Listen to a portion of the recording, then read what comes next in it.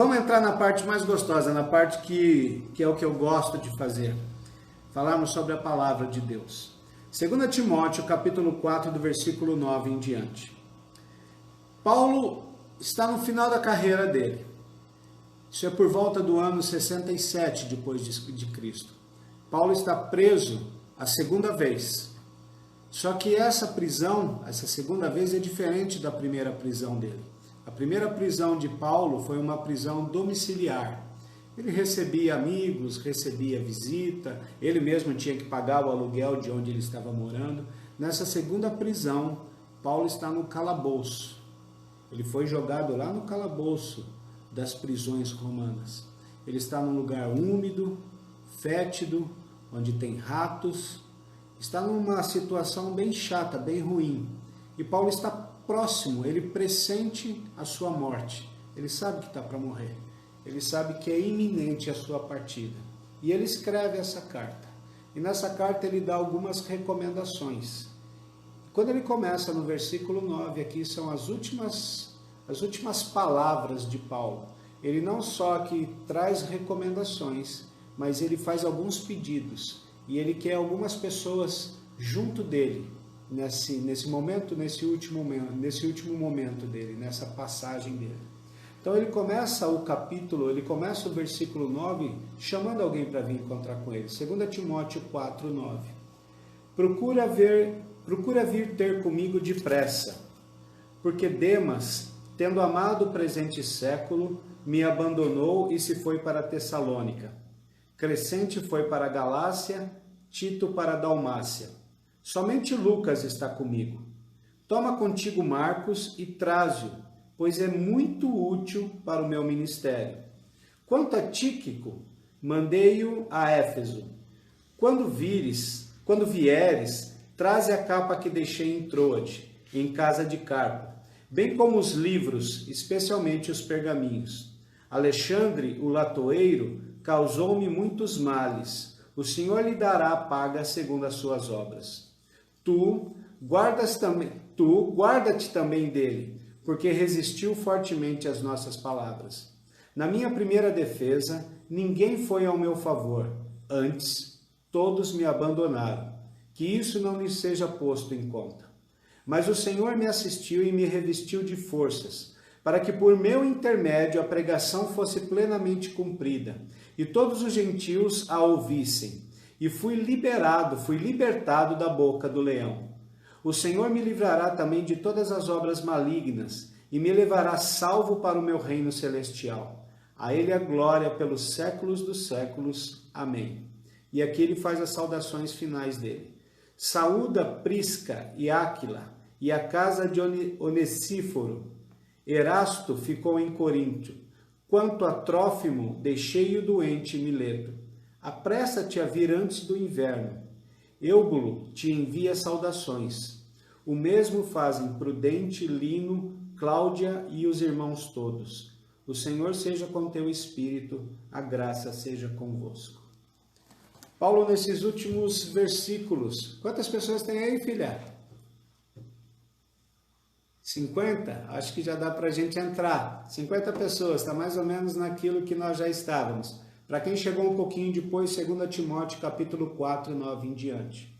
Paulo, nesses últimos versículos, fala do momento em que ele está vivendo. E quando eu olho para esse texto, o sentimento que eu tenho que Paulo está passando é um sentimento de solidão. Todos nós, em algum momento das nossas vidas, nos sentiremos sós. Todos nós, em algum momento das nossas vidas, sentiremos o que é a solidão. Talvez não por um período muito longo, mas sentiremos. O Projeto Genoma estudou o homem e deu a certeza de que o homem é afligido por dois sentimentos, primordialmente por dois sentimentos: o amor e o medo. E a solidão, e a gente sabe através de pesquisas que desses dois sentimentos, de amor e medo, descendem todos os outros sofrimentos. E um dos maiores medos que o ser humano tem é o medo da solidão. A solidão é um medo tão grande, um estado de espírito, uma situação tão impactante no nosso mundo atual, que o governo britânico resolveu criar um ministério para cuidar disso. Ele criou o Ministério da Solidão, que ele está encarregado junto com outros órgãos de saúde mental do governo, a criar formas de enfrentar esse problema, de enfrentar o problema da solidão. E é interessante que nós estamos vivendo num momento de pandemia, de reclusão, de isolamento social, onde teoricamente quase todos nós estamos em família, mas algumas pessoas estão sozinhas. Oswald Sanders, num livro que ele escreveu, chama Desperdício, o livro chama Desperdício, ele tenta lidar com a dor e a solidão por meio dos prazeres ou das aquisições de bens. Então, eu no meu momento de solidão, eu começo a comprar bens, adquirir bens para satisfazer o meu ego, ou me jogar a prazeres, droga, bebida, sexo, para tentar satisfazer esse vazio que existe dentro de mim. E a conclusão que ele chegou é que normalmente numa plateia de um stand-up ou de um show de comédia, o comediante é sempre o mais triste. E que o milionário é sempre, com raras exceções, os milionários são sempre os mais solitários dos homens. Eu me lembro que quando eu era mais novo, eu trabalhei por 10 anos no Banco Votorantim, no Grupo Votorantim. E o Banco Votorantim era do José Hermínio de Moraes. A gente conhece muito o Grupo Votorantim pelo Antônio Hermínio de Moraes. E o Banco Votorantim era comandado pelo irmão dele, José Hermínio de Moraes. E a história que corria nos bastidores do banco, a história que nós como funcionários ouvíamos, é que ele tinha o dinheiro que ele podia ter, podia fazer o que ele gostaria de fazer, ir aonde ele quisesse ir, viajar para onde quisesse, adquirir o que ele quisesse adquirir. Só que ele nunca tinha sua família com ele. Ele era solitário. Seus filhos haviam abandonado. Seus filhos estavam interessados no que ele poderia dar para eles de recursos. E quando a gente fala, e não são raras as vezes que nós falamos de pessoas que até se destacam socialmente, no meio do esporte, ou mesmo trabalhando, desenvolvem alguma coisa, mas acabam solitários. É interessante que a gente vê pessoas com muitos recursos, pessoas que às vezes poderiam aproveitar a vida da forma que quisessem e tiram a sua vida ainda novos partem para o outro lado. A solidão é um problema. Eu não sou psicólogo e não entendo muito disso, o meu ponto de vista é um ponto de vista bíblico, mas um pouquinho que eu pesquisei, a gente encontra pelo menos 3 aspectos da solidão. A solidão social, que é o isolamento das pessoas mesmo, é aquela pessoa que está sozinha, que decide ficar sozinha, se esconder. Nós temos os eremitas aí, são aqueles que vão morar em montanhas ou cavernas sozinho. Nós temos a solidão da alma, que você está cercado de pessoas, mas está sozinho. Interessante que essa semana eu já tinha esse texto em mente e eu fiquei vendo o meu trajeto para o trabalho na ida e na volta. Eu normalmente vou e volto lendo, pego algum livro, aproveito o tempo que eu tenho, 1h30 para ir, 1h30 para voltar, e leio o livro. Mas às vezes eu baixo o livro e olho para o meu lado, cheio de gente ali, todo mundo no celular. Ninguém fala com ninguém. É um isolamento, é uma solidão de alma. Você está num ambiente engraçado que essa solidão de alma, às vezes acontece dentro de casa. São 2 pessoas na mesma cama e cada um vivendo o seu mundo. Quantas vezes eu conversei com casais que estavam passando por problemas. Os 2 morando na mesma casa, dormindo na mesma cama, mas não conversam mais entre eles. Não há convivência. Esse é o segundo aspecto, solidão social, solidão da alma. E o terceiro aspecto, a solidão espiritual. É aquela sensação que nós temos que nós estamos longe de Deus. E às vezes estamos mesmo. A Bíblia nos diz que os nossos pecados causam separação entre nós e Deus. E às vezes nós estamos em pecado e estamos separados de Deus. Às vezes nós somos crentes mornos. A gente está dentro da igreja, a gente acompanha todo o movimento da igreja, a gente acompanha as atividades da igreja, a gente até gosta. Mas a gente está morno, a gente não está com Cristo. Tem um texto que está lá em Apocalipse, capítulo 3, versículo 15 e 16, que Deus fala sobre isso. Ele fala, olha, eu conheço as tuas obras, que não és nem frio, nem quente. E ele mesmo fala, quem dera fosses frio ou quente, tomaste uma decisão. Assim, porque és morno, não é nem frio nem quente, vomitar-te-ei da minha boca. É uma solidão espiritual. Mas quando a gente olha para esse texto, e Paulo está vivendo esse momento, ele fala que não tem ninguém, tem só Lucas com ele não estava totalmente isolado, mas ele nos dá algumas dicas aqui de como é que a gente pode, nós como cristãos, vivemos esse momento de solidão. E eu quero voltar ao texto com vocês, 2 Timóteo capítulo 4, do versículo 9 em diante. Primeira dica que Paulo dá para a gente, cuide dos seus relacionamentos. Versículo 9, depois do versículo 21, e a gente vai ver isso lá na frente depois. Vem depressa ter comigo. Cuide dos seus relacionamentos. E eu acho interessante que Paulo está falando para Timóteo, Paulo pede para Timóteo trazer João Marcos. Para quem conhece a Bíblia, João Marcos havia brigado com Paulo um tempo antes. Na primeira viagem missionária que Paulo fez, ele levou João Marcos com ele. No meio do caminho, João Marcos desistiu. A Bíblia não é muito específica em falar por que João Marcos desistiu. Por que Marcos parou? A gente tem algumas inferências, talvez ele não fosse convertido o suficiente, talvez eles iam passar por algum lugar que era perigoso, o caminho que Paulo ia fazer passava por um lugar perigoso e Marcos ficou com medo de enfrentar a situação, ou talvez ele não estava preparado para ser um missionário, era alguém crente, mas não preparado para ser um missionário. E é interessante que na segunda viagem missionária, Barnabé fala para Paulo, vamos levar Marcos com a gente de novo. E Paulo fala, não quero Marcos, ele pisou na bola na primeira vez, agora não quero de novo não. Quantas vezes nós somos assim? Pisou na bola comigo uma vez, não tem a segunda chance, não dou chance de novo. E Paulo falou, não vamos. Mas agora no final, olha que interessante, Paulo está dizendo, olha, me traz João Marcos, ele é importante para mim, ele é importante para o meu ministério, isso é importante para nós. Paulo está cuidando, Paulo está refazendo as pontes que haviam sido quebradas. Paulo está reatando, está reabrindo o caminho que havia sido bloqueado. Paulo brigou com João na primeira viagem, Paulo recusou a companhia de João na segunda viagem.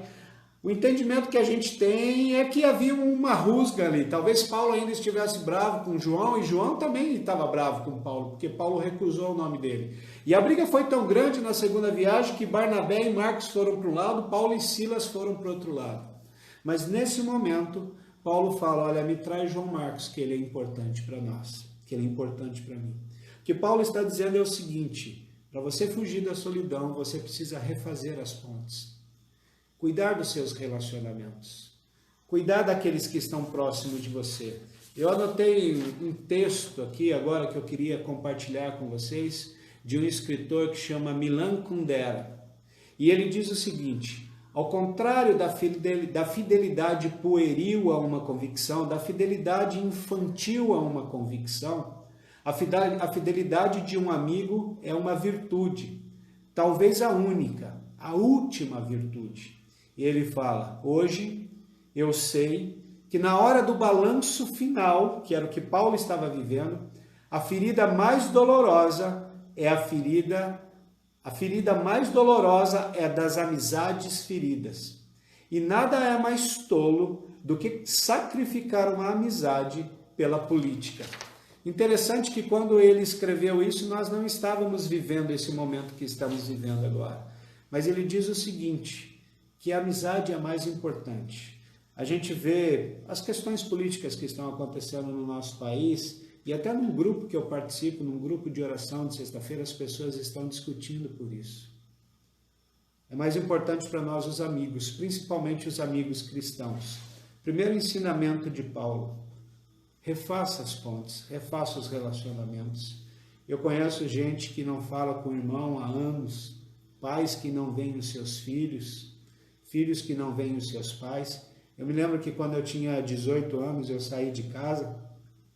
Os irmãos já me conhecem, eu vou chorar, não tem jeito.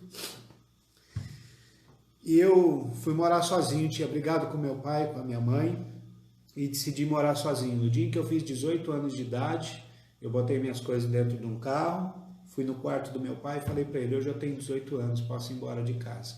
E fui embora. E fiquei um tempo sem aparecer. E os meus pais sofreram por isso, e eu sofri por isso também. E eu me lembro que nós consertamos essa situação quando uma vez eu abri a porta de casa, eu fugia do meu pai entrava por uma porta, eu saía pela outra. E uma vez eu abri a porta de cara, dei de cara com meu pai olhou para mim e falou, a gente precisa consertar isso, e me deu um abraço. Isso ficou lá no passado, e graças a Deus eu tenho convivido com meu pai, amo meu pai. Mas quantas famílias têm se quebrado por causa disso? Paulo está dizendo, olha, quando Paulo manda trazer João, ele está dizendo, eu preciso reatar esse relacionamento. Eu preciso refazer essa ponte. Olhe para a sua história de vida. Quantos relacionamentos foram quebrados, às vezes por besteira? Às vezes mesmo tendo a razão, e aqui vai um conselho meu, não só de Paulo, mas às vezes mesmo nós tendo razão, mesmo que nós tenhamos a razão, se nós somos verdadeiros cristãos, talvez seja melhor nós nos humilharmos para reatarmos esse relacionamento. Primeiro ensinamento, cuide dos seus relacionamentos. Porque lá na frente, quando a gente estiver para passar daqui para o outro lado, o que vai valer são as amizades. O que vale são as histórias que nós temos para contar. O que nós vivemos junto com os nossos amigos. Segundo ensinamento que eu vejo nesse texto, no momento de solidão que Paulo faz, muitas pessoas poderiam sucumbir à solidão, mas Paulo se preocupa primeiro em reatar os seus relacionamentos. Segundo, leia comigo por favor o versículo 13, 2 Timóteo 4,13. Quando vieres, traze a capa que deixei em Troade. Segundo ponto que eu vejo, cuide da sua saúde. Eles estavam chegando perto do período de inverno ali. E Paulo está pedindo a capa. Essa capa que eles usavam, que os judeus usavam, era uma capa bastante grande que servia como um cobertor também. E o interessante para nós, e nós devemos nos preocupar com a nossa saúde, porque talvez essa nossa herança, essa fé cristã judaica, é uma das poucas fé que acredita que o nosso Deus criou também tudo que é material. E o nosso Deus, quando Ele criou todas as coisas, Ele fez o homem, Ele fez o ser humano, como o ápice da sua criação. E Ele disse ao ser humano, olha, subordine sobre os seus pés, domine sobre todas as coisas. Deus criou um ambiente maravilhoso para que nós vivêssemos. E Ele se importa com o nosso físico também. E Paulo está dizendo, olha, traz a capa, eu estou preocupado, o inverno está chegando, eu quero me cuidar. Segundo ponto que eu vejo aqui que Paulo nos ensina, cuide da sua saúde, faça aquilo que for possível. O que é impossível a gente não pode fazer, por isso que nós temos um Deus do impossível, mas aquilo que é possível está nas nossas mãos. A gente pode ir ao médico, a gente pode fazer os nossos exames, a gente pode se preocupar. E Paulo está dizendo, olha, para você fugir da solidão, o que te ajuda a fugir da solidão, primeiro é cuidar dos seus relacionamentos. Segundo, ele está dizendo, cuide da sua saúde, porque Deus habita em nós. Nós somos templo do Espírito Santo. Quando eu estava dando aula na igreja, uma vez eu falei, você não consegue ver, algumas pessoas, havia uma ideia de alguns deuses gregos de que o espírito era bom e a matéria é má. Para nós que somos cristãos e acreditamos em Deus e na palavra, na Bíblia, que é a palavra de Deus, você não vê uma alma andando por aí sozinha sem um corpo. Nem vê um corpo andando por aí sozinho sem uma porção espiritual, sem alma e espírito. Se você é tricotomista, corpo, alma e espírito. Se você é dicotomista, alma ou espírito e corpo. Você não vê desassociado. Então é importante que nós cuidemos do nosso corpo também. Terceiro ponto, gastei bastante tempo no primeiro ponto. Terceiro ponto que eu vejo nesse texto. Primeiro, cuide dos seus relacionamentos. Segundo, cuide da sua saúde. Terceiro ponto, no próprio versículo 13. Traz para mim, além da minha capa, os livros e especialmente os pergaminhos. Terceiro ponto, cuide da sua mente. Paulo era culto. Nós vemos quando Paulo está lá no Areópago, o discurso que Paulo faz no Areópago, ele derruba com o discurso dele algumas classes de filósofos. O discurso de Paulo no Areópago ao Deus desconhecido, ele fala especialmente aos epicuristas e aos estoicos, classes, pessoas sábias do momento grego.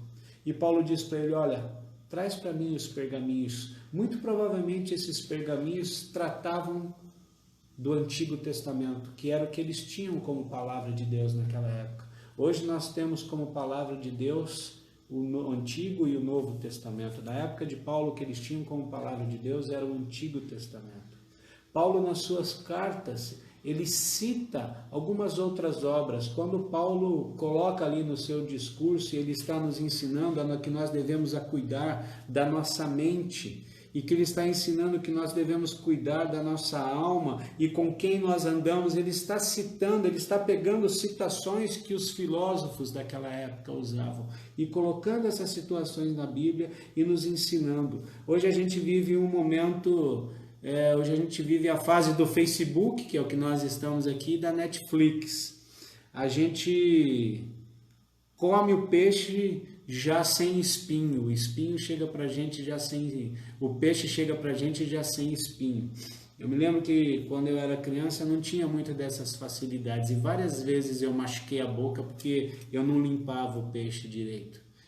Olha, eu arrisco a dizer que os meus filhos que estão aqui não sabem muito bem o que é comer um peixe com espinho, não. A maioria das vezes eles já comeram o peixe pronto.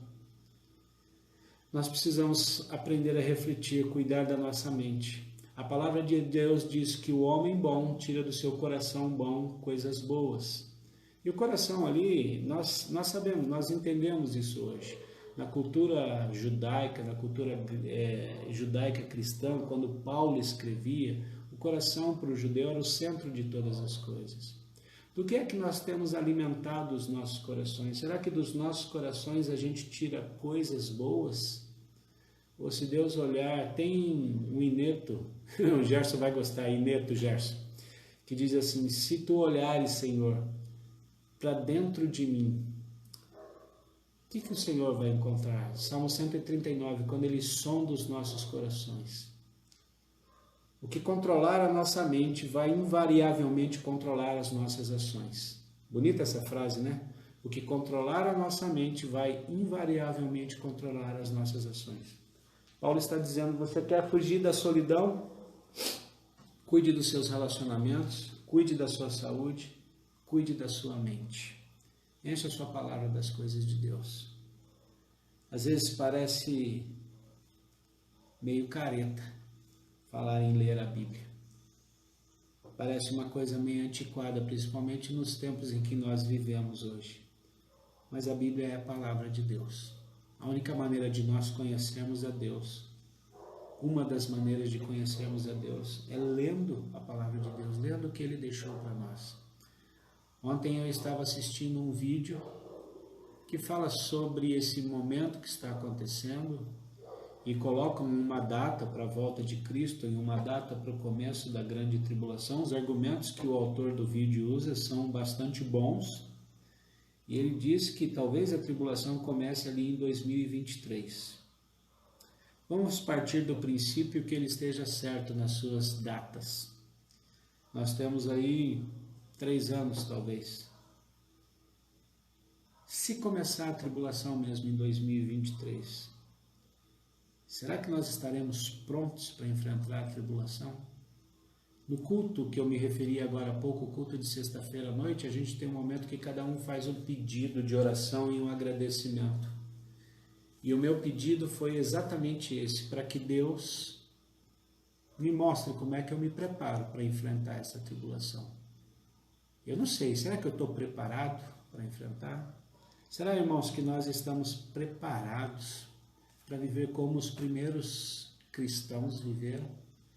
Vermos os nossos filhos. Você que está em casa agora, eu estou aqui pregando para os irmãos, a minha filha está sentada aqui na minha frente no chão.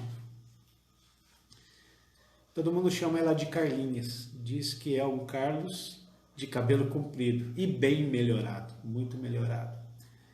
Mas eu estou me perguntando e pensando agora, vocês que estão com seus filhos, será que eu estou preparado, estaria preparado para ver aqui alguém entrar na minha casa e dizer para mim agora, Germano, negue ao Senhor ou nós matamos a sua filha? Não precisa responder para mim.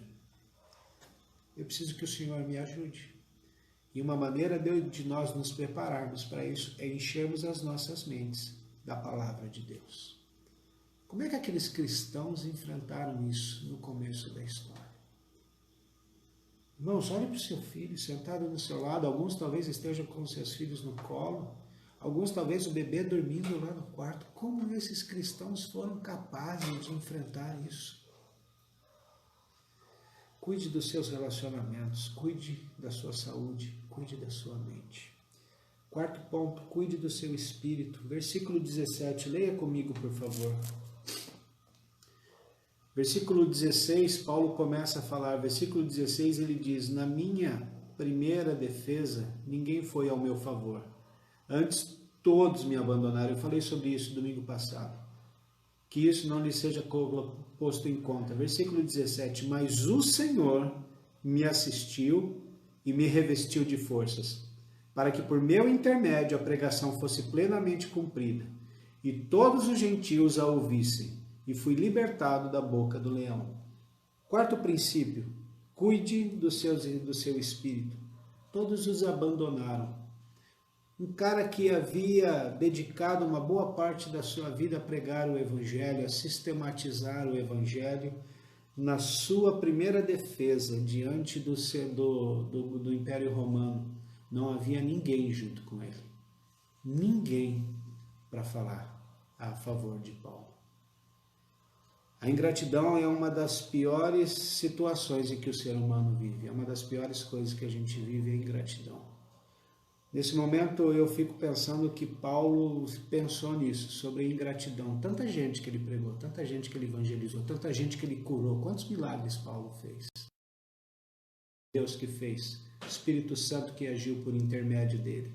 Quando a gente lê o livro de Atos dos Apóstolos, talvez o melhor nome do livro fosse Atos do Espírito Santo através dos Apóstolos. Quando eu estava preparando isso daqui, eu lembrei de uma lenda indígena, e alguns já devem ter ouvido. Os índios Cherokees nos Estados Unidos, quando o menino passava da fase de infância para a vida adulta, passava da adolescência para a vida adulta, ele era levado para um lugar e ficava sozinho. E tinha que passar a noite sozinho, vendado. E ele ouvia barulho de animais, vento, a noite inteira. Imagine você passar uma noite inteira sozinho, vendado, para provar que é homem.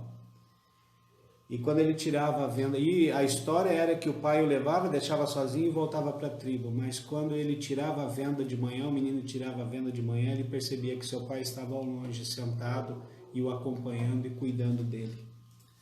É assim que Deus faz. Versículo 17, cuide do seu espírito. Deus cuida de nós mesmo quando nós achamos que Deus não está agindo. Ele está cuidando de nós. Último princípio que eu vejo. Primeiro, vai guardando comigo. Cuide dos seus relacionamentos, cuide da sua saúde, cuide do seu espírito. Cuide dos seus relacionamentos, cuide da sua saúde, cuide da sua mente, cuide do seu espírito. E quinto princípio que eu vejo aqui importante para nós. Nós voltamos no versículo 9 e no versículo 21. Atenda ao chamado. Paulo diz para Timóteo no versículo 9, vem depressa ter comigo. No versículo 21 ele repete, apressa-te vir antes do inverno. Naquela época, irmãos, os navios não circulavam, não trafegavam, não navegavam, acho que talvez seja a melhor palavra, né? Os navios não navegavam no inverno. Eles ficavam 3 meses parados. E Paulo havia pedido a capa por causa do inverno, havia pedido os livros, os pergaminhos, Paulo queria se preparar. Imagine se Timóteo e João Marcos tivessem demorado. A ideia que eu tenho é que quando eles recebem essa carta, eles largam tudo o que estão fazendo e saem correndo para atender o chamado. Timóteo e Marcos falando, vamos rápido, a gente tem que pegar, talvez o último navio está saindo. E eles chegam na cidade e saem procurando onde está Paulo, onde que Paulo está preso, onde Paulo foi guardado. Espera aí que caiu meu microfone aqui. Onde é que Paulo, qual é o calabouço em que Paulo está? E finalmente eles chegam e encontram Paulo e falam: Paulo, está aqui, seus livros, seu cobertor, e nós estamos aqui. Imagine se fosse ao contrário. Se eles tivessem demorado para atender o chamado e quando eles fossem ao porto não houvesse mais navio para que eles fossem até onde Paulo estivesse. Imagina que se passassem 3 meses e depois de 3 meses eles tomassem o navio. E eles procurando pela cidade, batendo de porta em porta, indo na casa dos conhecidos. Vocês sabem onde está Paulo? Onde Paulo está preso? Onde Paulo está preso? E alguém virasse para eles e dissesse: vocês são João Marcos e Timóteo? Sim, somos nós trouxemos as coisas de Paulo. E a pessoa virasse e dissesse: você não sabe quanto ele esperou vocês. Você não tem ideia de o quão ansioso todos os dias ele acordava esperando vocês. Ele já morreu, ele já foi. Eles atenderam o chamado de imediato. Se eles tivessem esperado, eles corriam o risco de chegarem lá e Paulo já ter sido executado. Quantas vezes nós não damos atenção? Eu me lembro de uma situação, já contei isso para algumas pessoas. Isso faz muito tempo na minha vida. Há muitos anos atrás, eu estava no metrô cheio, peguei o metrô na Sé, indo para o Paraíso. E uma senhora do meu lado falou: moço, como é que eu chego no Paraíso? E eu falei para ela: daqui 4 estações você chega no metrô Paraíso. Passou uns 10, 15 segundos, ela me perguntou de novo: moço, como é que eu chego no Paraíso? Eu falei: eu já falei para a senhora, vai avisar aqui, daqui 4 estações é o metrô Paraíso. Passou uns 10, 15 segundos, eu estava irritado, né, molecão, tinha acordado cedo, trem, metrô cheio. Ela me perguntou de novo: como é que eu chego no Paraíso, moço? Falei para ela: faz o seguinte, a senhora me segue, a hora que eu descer, a senhora desce atrás, tá bom? E não dei mais atenção. Depois de alguns anos que eu fui entender aquela situação, eu não expliquei para aquela mulher como é que ela chega no paraíso. A palavra do Senhor nos diz que Jesus é o caminho, a verdade e a vida. É Ele que leva ao paraíso. Eu não sei se você está vivendo um momento de solidão ou não. Talvez não, talvez você não seja solitário, nem vá viver. Mas esses princípios servem para as nossas vidas. Quais são as pontes que nós temos que reconstruir antes do inverno? Quais são as pontes que nós precisamos arrumar, construir antes do inverno? Quais são as decisões que eu preciso tomar para cuidar da minha saúde? Quais são as decisões que eu preciso tomar para cuidar da minha mente e do meu espírito? Quais são os chamados que eu tenho recebido e não tenho atendido? Esses são os momentos finais de Paulo, onde ele relata aqui para Timóteo como é que estava a vida dele. Falamos a semana passada e falamos essa semana. E quando Paulo diz que para ele o morrer era lucro e o viver era Cristo, ele estava falando sério, não falava da boca para fora. Muitas vezes a gente fala: não vejo a hora de Jesus voltar. Mas a gente fala isso porque a gente quer se livrar dos nossos problemas. A gente fala isso só porque a gente quer: não aguento mais essa vida. Será que nós queremos mesmo ver Jesus voltar? Para finalizar, eu estava conversando com um amigo com quem eu falo muito sobre Bíblia e falei isso para minha esposa também.